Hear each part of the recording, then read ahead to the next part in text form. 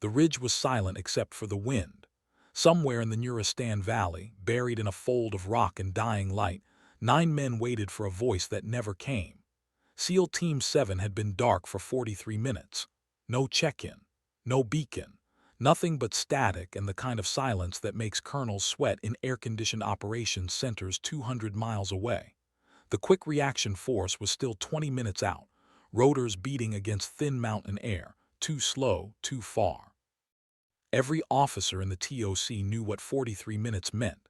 They'd seen the after-action reports. They knew how fast things went wrong in that terrain. Then someone saw it, low, impossibly low, a dark cross moving against the darkening ridgeline like something pulled from another era. The A-10 Thunderbolt II came in below the peaks, turbofans growling, wings level, nose tracking the valley floor with a patience that seemed almost predatory. It shouldn't have been there. Strike packages were still being coordinated. Air assets were holding in stack above 10,000 feet, but this one wasn't waiting. Call sign, Hatchet 11. The pilot didn't announce herself. She just came in low and slow, landing gear still up, and began a sweep so precise it looked like she was reading the terrain in Braille. In the TOC, a major leaned forward. Who authorized that run? No one answered, because no one had.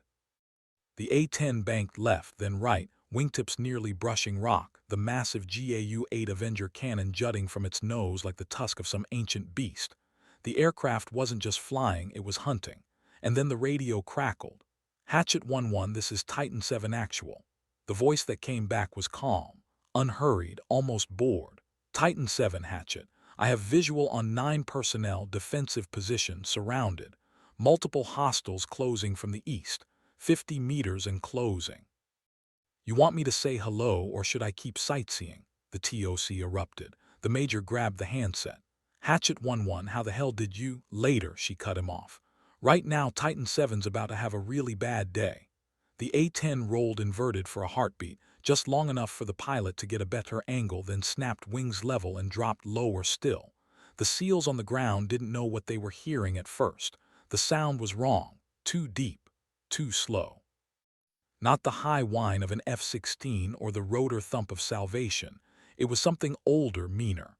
Then they saw the shadow that came over the ridge like a hammer falling in slow motion. The first burst from the GAU-8 sounded like the sky tearing in half, a deep, guttural roar that shook stones loose and sent shockwaves rippling through the valley. 70 rounds per second, each one the size of a beer bottle. The cannon didn't just suppress the enemy, it erased them. Dust and rock exploded in a curtain of violence 50 meters east of the SEAL position. The insurgents advancing through the ravine didn't have time to scatter. They simply ceased to exist. In the TOC, everyone had gone silent. The major was still holding the handset, staring at the screen like he'd seen a ghost. The drone feed showed the whole thing in thermal, white-hot muzzle flash, bloom of impact, and then the graceful, arcing turn as Hatchet 11 pulled up and came around for another pass. She didn't ask permission. She didn't wait for clearance. She just flew. The SEALs on the ground pressed themselves into the rocks, ears ringing, hearts hammering. Staff Sergeant Cale Voss, Titan 7 actual, keyed his radio with shaking hands. Hatchet 11, Titan 7, good hits, we're still taking fire from the north. Copy. Her voice was flat, almost disinterested. Stay low. The A-10 rolled left, nose dropping, and came in again, this time lower, this time angrier. The second gun run stitched a line of devastation across the northern approach. Trees splintered. The earth itself seemed to flinch.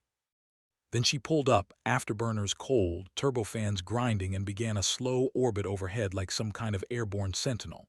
For 2 minutes nothing moved. The valley went quiet again. Voss exhaled for what felt like the first time in an hour. Hatchet Titan 7, you just saved our asses. There was a pause, then, don't mention it, really, don't. One of the younger SEALs, Peterson, looked up at the sky, squinting at the silhouette circling above. Who the hell is that? Voss didn't answer. He didn't know, but he made a note to find out, because whoever she was, she'd just flown into a valley with no support, no backup, and no margin for error and made it look easy. Back in the TOC, the major finally set the handset down. A lieutenant stepped closer. Sir, should we recall her? She's operating outside. No. The major's voice was quiet. Let her work. The quick reaction force arrived 8 minutes later, Blackhawks thundering into the valley with door guns manned and adrenaline high. But by the time their skids touched dirt, the fight was over. Hatchet 1-1 had already made 4 more passes, each one surgical, each one brutal. The insurgents who hadn't died had fled. The ones who fled didn't make it far. Voss and his team were extracted without a scratch.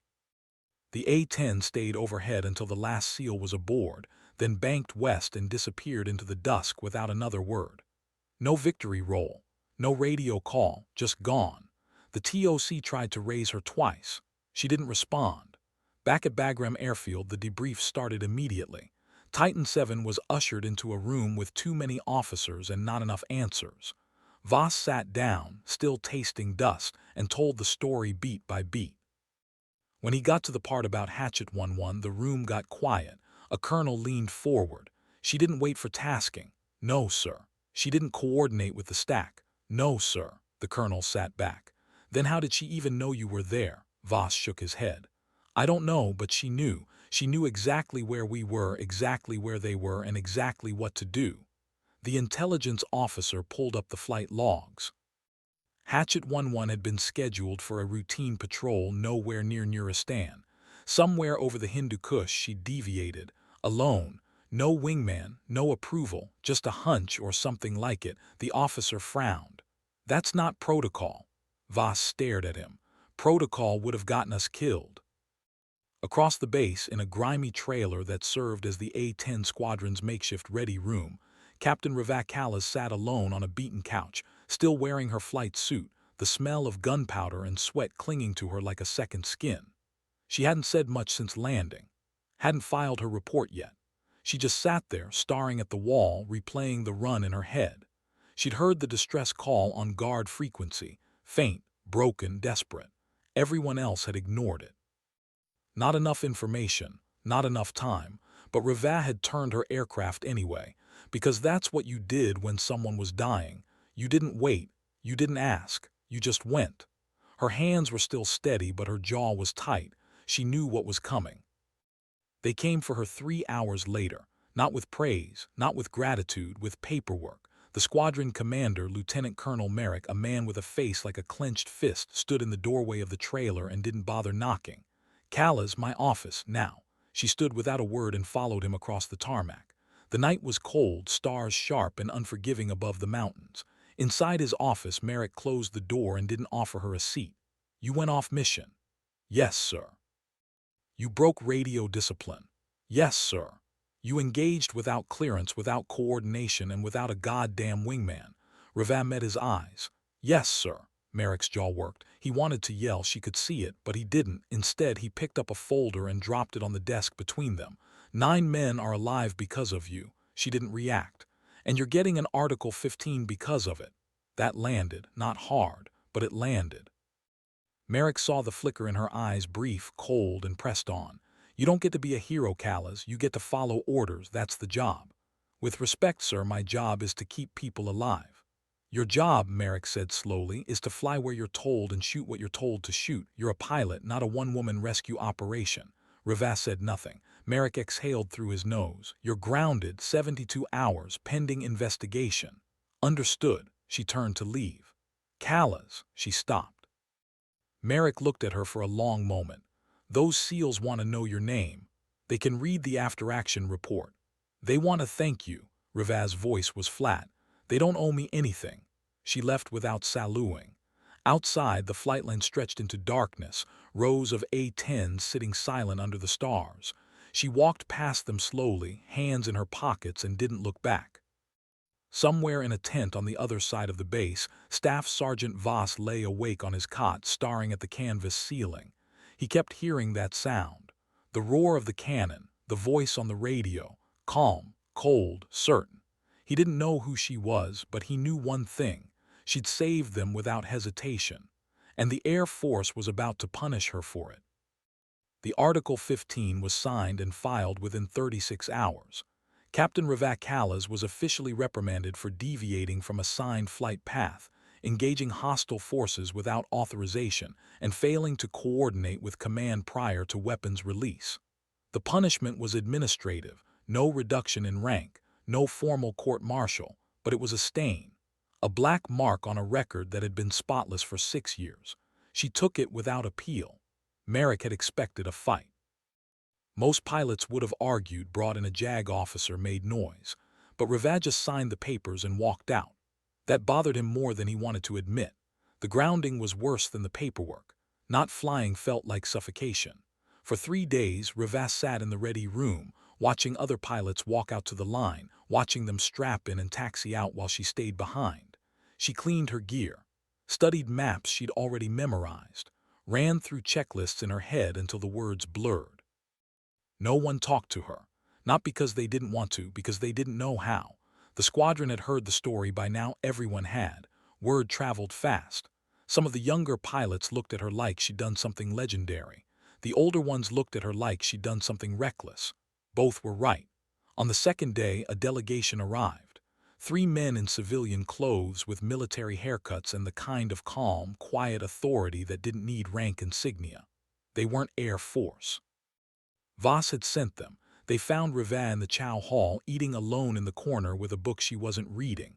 The tallest one, early 40s, scar across his knuckles, sat down across from her without asking. "Captain Callas," she looked up. "You've got the wrong table." "No, ma'am, we don't." He slid a challenge coin across the table. Seal trident stamped into brass. "From Titan 7. He wanted you to have it." Ravad stared at the coin but didn't pick it up. "I don't need a thank you." "It's not a thank you," the man said quietly. "It's a reminder. 9 men went home because you didn't wait for permission." She finally met his eyes, "and I got grounded because of it." "Yeah, we heard." He leaned back. "We also heard you do it again." Ravad didn't answer. The man stood, nodded once, and left. The coin sat on the table. She looked at it for a long time before slipping it into her pocket. On the 4th day, Ravad was cleared to fly again. No ceremony. No announcement, just her name back on the flight board. She walked out to the line at dawn, pre-flighted her aircraft in silence, and climbed into the cockpit like nothing had happened. But something had. The ground crew noticed it first. The way other pilots watched her taxi out. The way the radio chatter changed when Hatchet 11 checked in. There was a weight to her call sign now. A history. She flew 3 missions that week. All routine. All boring. High-altitude patrols with no contact, no drama. She was being kept on a leash, and she knew it. Merrick was watching, waiting for her to slip again. She didn't. But the reputation followed her anyway. In the TOC, analysts started pulling her old missions. 6 years of flight records. Dozens of close air support sorties, most of them in places no one talked about. She had a stat line that made senior officers uncomfortable. 0 friendly fire incidents, 0 collateral damage complaints, and a 97% mission success rate. But she also had a pattern. Every time things went sideways, every time a ground unit was in trouble and the command chain was still arguing about risk assessments, Ravad had been the one to go in first. Not because she was ordered to, because she heard the call and decided it was enough. Some pilots called it instinct. Others called it insubordination. Voss called it something else. He'd done his own digging. Callas wasn't just another A-10 driver. Before the Air Force, she'd been Army, enlisted, 82nd Airborne. She'd done 2 tours in Iraq as a medic before switching branches and going to flight school. That explained a lot. She didn't see the battlefield from 30,000 feet. She'd been on the ground. She knew what it felt like to wait for air support that never came. That changed everything. You didn't fly the same when you'd bled in the dirt.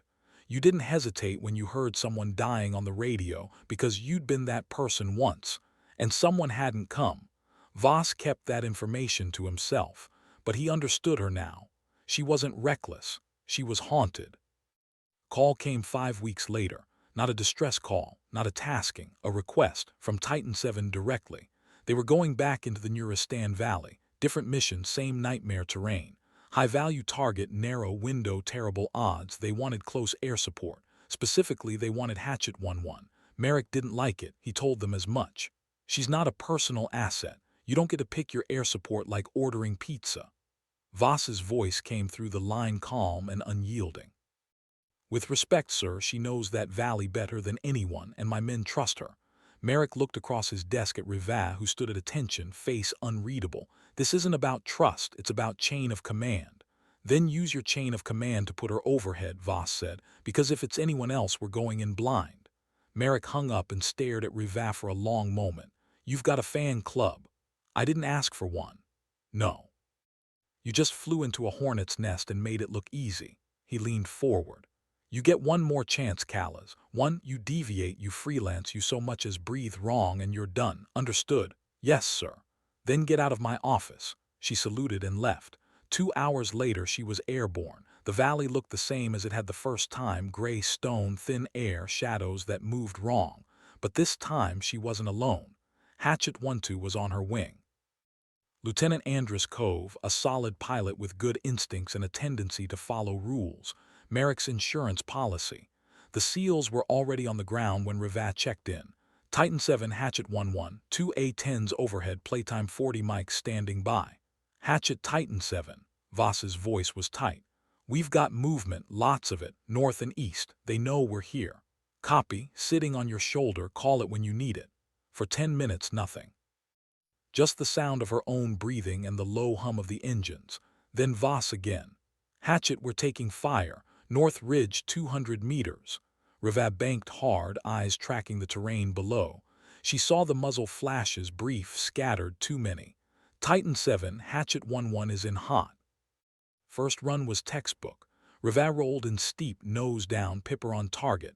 The GAU-8 sang its terrible song and the northern ridge came apart in fire and dust. She pulled off hard, climbing back into the stack, already scanning for the next threat. Good hits, Voss called, but they're not stopping. Riva keyed the radio. Hatchet 1-2, you've got the eastern approach. I'll take north again. Copy 1-1 in hot. Cove rolled in smooth and professional, his gun run precise and devastating. Between the two of them, they turned the valley into a kill zone, but the enemy kept coming. Riva had seen this before. Fanatics or contractors, someone who didn't care about losses. They just kept pushing, kept closing, trying to overwhelm the SEALs through sheer numbers. Hatchet Titan 7, we've got a technical armed pickup coming down the west ravine fast. Riva's head snapped left. She saw it. Dust trail, movement, the glint of a heavy machine gun mounted in the bed. It was heading straight for the SEAL position. 1-2, stay high, I've got the technical. She didn't wait for acknowledgement, just rolled inverted, pulled the nose through and dove. The world narrowed, airspeed climbing, altitude dropping. The A-10 screamed down through thin air like a falcon stooping on prey. She pickled a Maverick missile at 800 meters. The AGM-65 leapt off the rail, motor igniting, tracking straight and true.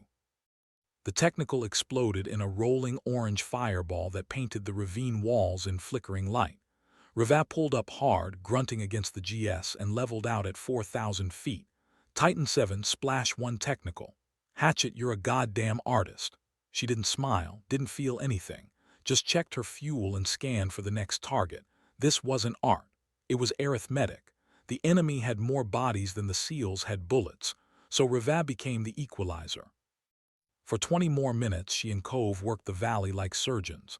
Gun runs, rockets, Maverick strikes, every pass calculated, every shot deliberate. They didn't waste ordnance. They didn't showboat. They just killed everything that moved toward Titan 7's position. And slowly, inevitably, the enemy broke. They stopped advancing, stopped shooting. And then they ran. The extraction birds came in 12 minutes later, Blackhawks with fighter escort, rotors beating the air into submission. Titan 7 loaded up without contact, without casualties, and lifted off into the dusk. Riva stayed overhead until the last helicopter cleared the valley. Only then did she turn west, Cove on her wing, and head back to Bagram. The flight back was silent. No banter, no celebration. Just two pilots running through post-mission checks and watching their fuel gauges creep toward minimum. When they landed, the ground crew was waiting. They'd heard. Word traveled faster than the aircraft. As Riva climbed down from the cockpit, her crew chief, a grizzled tech sergeant named Ortiz, gave her a nod. Hell of a show, Captain. She pulled off her helmet. Just another day. Not for them, it wasn't.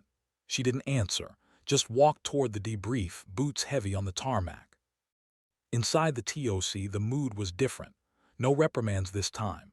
No stern faces. Just a room full of officers who'd watched the whole thing on drone feed and couldn't find anything to criticize.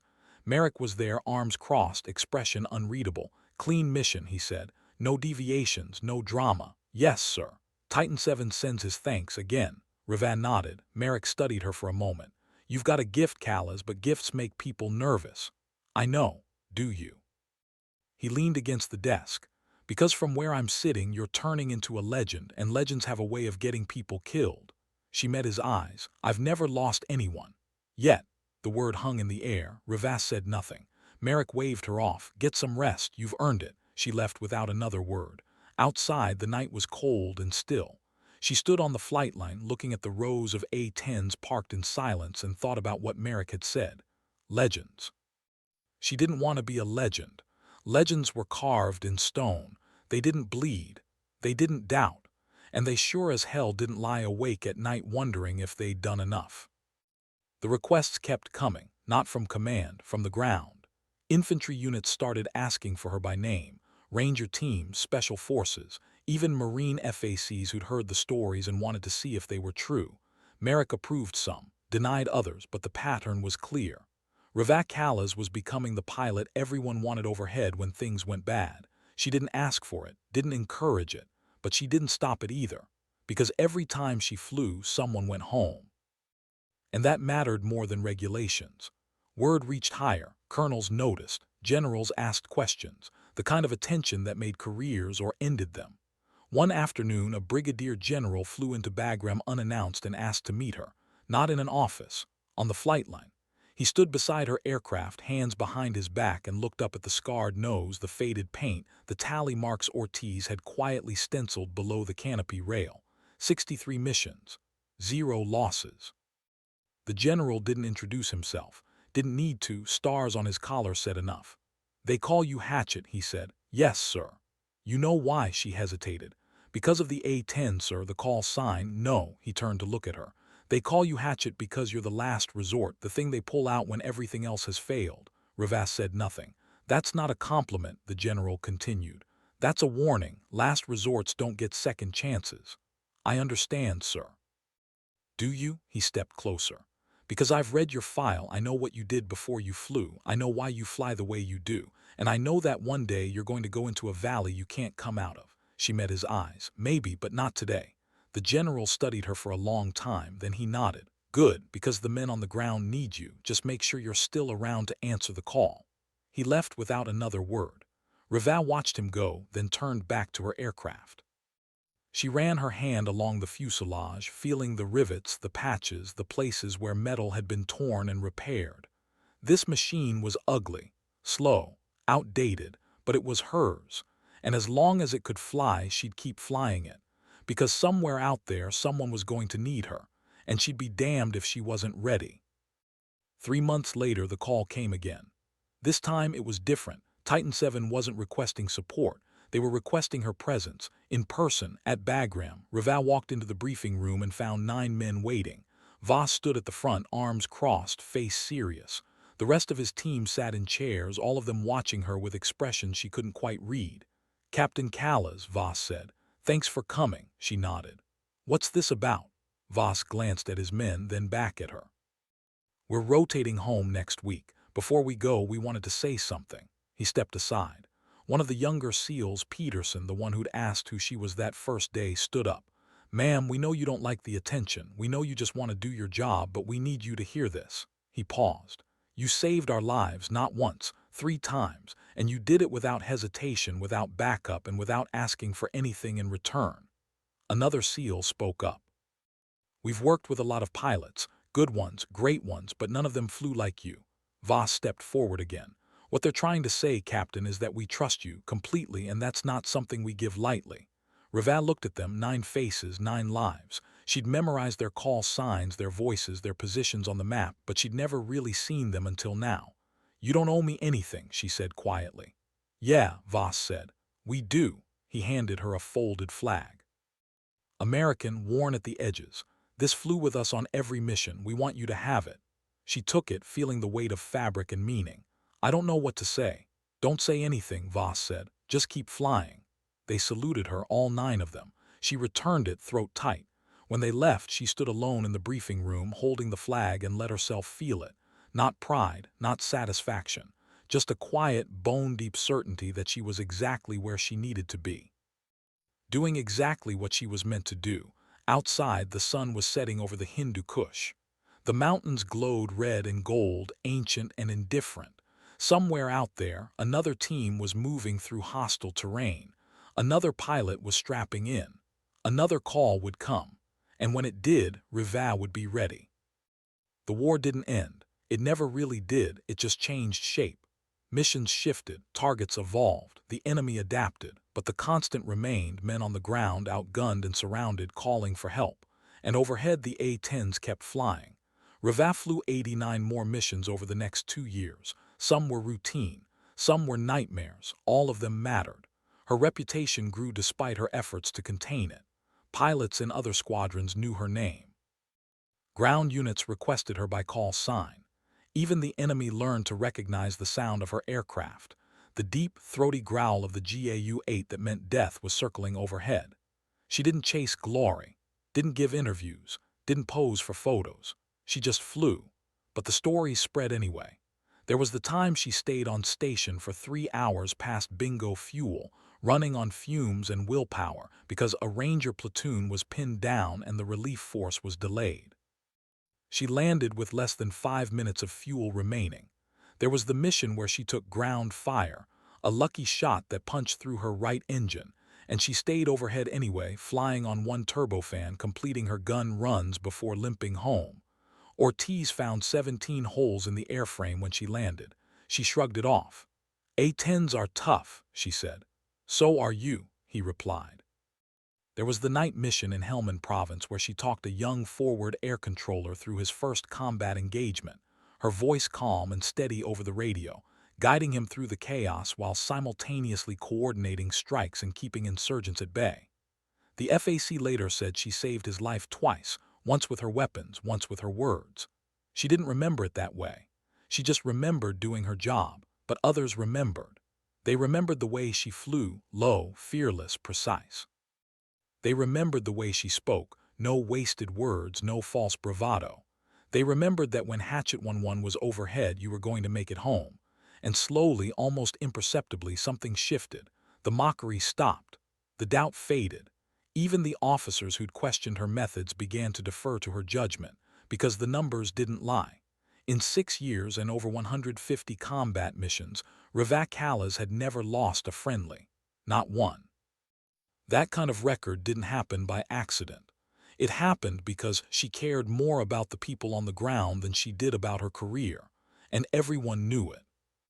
The end came quietly, not with a bang, not with a dramatic final mission, just a phone call and a set of orders.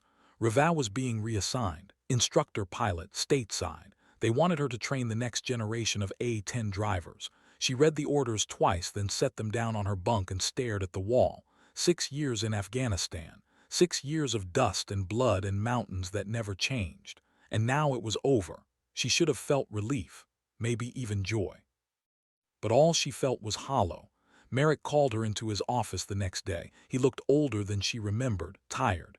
"You've earned this," he said. "A quiet posting, no more getting shot at."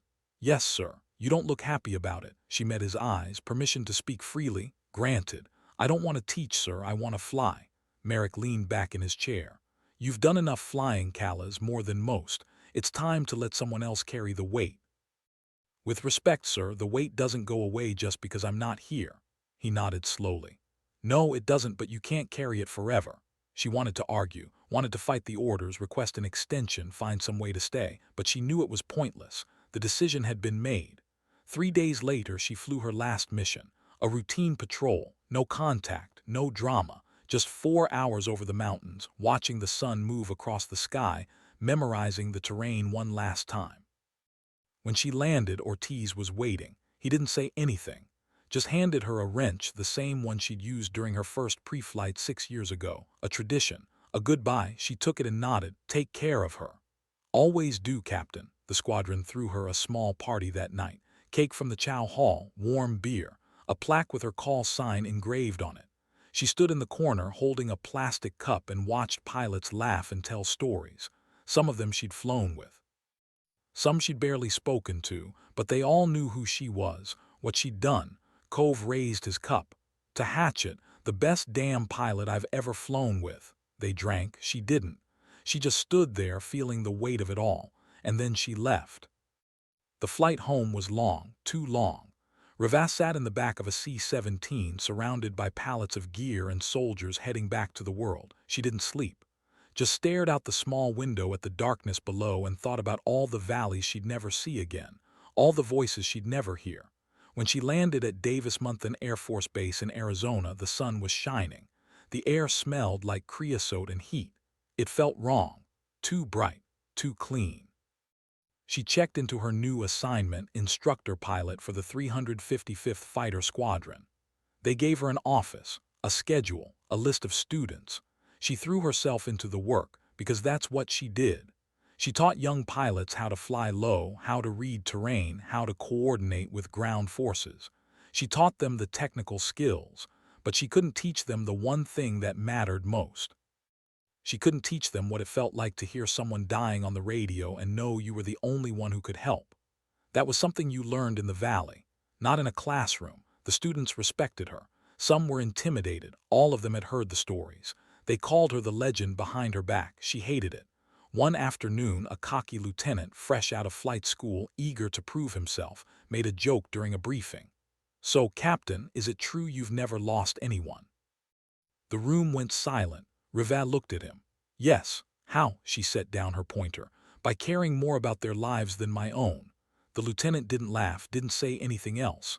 At night, Rivas went home to a small apartment off base. No decorations, no photos, just a couch, a bed, and a window that looked out over the desert.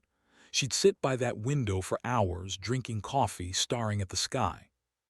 Sometimes she'd see an A-10 fly overhead, low and slow, engines growling, and something inside her would twist. She missed it. Not the danger, not the adrenaline, but the purpose, the clarity, the knowledge that what she did mattered. Here, in the quiet safety of Arizona, she felt adrift, and she didn't know how to fix it. 6 months after she left Afghanistan, a package arrived. No return address, just her name and rank written in careful block letters. Inside was a challenge coin, sealed trident, and a folded piece of paper. The note was short. "Titan 7 actual, retired now, living in Montana. Wanted you to know my daughter was born last month. Healthy, happy. She's here because you were there. Thank you. Voss." Rivas read it 3 times. Then she set it on her desk and stared at it for a long time. A year later, another letter. This one from Peterson. He was out of the Navy, going to college, studying engineering.